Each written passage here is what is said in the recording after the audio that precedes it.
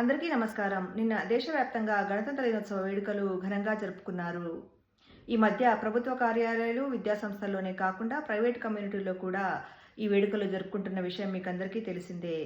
అయితే 2 రోజులుగా చెవులు బద్దలయ్యేలా మేమే ఇండియన్స్ అనే పాటను ఈ కమ్యూనిటీలు ప్లే చేస్తుండగా పక్కవారు మేము ఇండియన్స్ కాదా అన్న అనుమానంతో తణుకులాడారు. రిపబ్లిక్ డే దినోత్సవంగా పలు ప్రాంతాల్లో స్పీచ్లిచ్చిన రాజకీయ నాయకులు గణతంత్ర దినోత్సవం అన్న పదాన్ని పలకడం చాలా కష్టంగా ఉందని, అందుకని దాన్ని మార్చాలని సూచించారు. కొంతమంది మాత్రం ఏ పేరైతేనేం దేశభక్తి కామనే కదా అని అంటుండగా, మరికొంతమంది భాషలో ఏముంది భావనలను అర్థం చేసుకోమని కోరారు. దీనిపై స్పందిస్తూ కేంద్రం ప్రధానమంత్రి నామ్ నిర్భర్ యోజనని సవరించినప్పుడు అందులో ఈ విషయం కూడా పొందుపరుస్తామని చెప్పారు. సంస్కృతి సంప్రదాయాలను కాపాడే ఒక పార్టీ ప్రజలకు సులువుగా అర్థమయ్యే విధంగా మహాభారతంలో ఇప్పుడున్న నిజమైన కీచకులను, దుశ్శాసనులను చేర్చి మళ్లీ రాస్తున్న విషయం మీకందరికీ తెలిసిందే. అయితే ఇందులో కౌరవులు, పాండవుల మధ్యన సయోధ్యను కుదిర్చి కురుక్షేత్ర యుద్ధాన్ని శాంతియుతంగా పరిష్కరించిన ఒక కొత్త పాత్రను తన కోసము పొందుపరచాలని డొనాల్డ్ ట్రంప్ గారు ప్రధానిని కోరారు. ఆ విధంగా చేయనట్టయితే మహాభారతాన్ని అమెరికా ఐతిహాసిక గ్రంథంగా ప్రకటిస్తానని, రాసింది తానే అని కూడా ప్రకటించుకుంటానని భయపెట్టారు. దీనికి తీవ్రంగా భయపడిన భారత ప్రభుత్వం తమకి రక్షణగా యూరోపియన్ యూనియన్ అధికారులను ఈసారి రిపబ్లిక్ డేకి ముఖ్య అతిథులుగా పిలిచారు.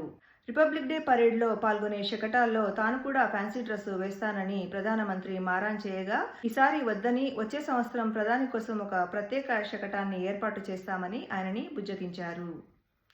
అయితే రిపబ్లిక్ డే సందర్భంగా ప్రధానమంత్రి ఇచ్చిన స్పీచ్కి ముగ్ధులైన యూరోపియన్ యూనియన్ అధికారులు యూరోప్ అంతా ఒక యాంథమ్ని పెట్టాలని నిర్ణయించుకున్నారు. అదేమంటే, హోష్ నా ఖబర్ హై ఏక్ ఐసా అసర్ హై तुमसे मिलने के बाद निर्भर, तुमसे मिलने के बाद निर्भर, निर्भर निर्भर निर्भर हाँ निर्भर निर्भर निर्भर, निर्भर निर्भर निर्भर हाँ ఆత్మనిర్భర్ నిర్భర్. ప్రశాంతంగా రిపబ్లిక్ డే ఉత్సవాలు ముగిశాయని విశ్రాంతి తీసుకుంటున్న ప్రధానమంత్రికి మళ్లీ చుక్కెదురైంది. తనకి భారతరత్న ఇవ్వనందున వచ్చే సంవత్సరం శకటాలన్నింటినీ తాను దొంగిలిస్తానని ట్రంప్ ఆయనని బ్లాక్మెయిల్ చేశారు.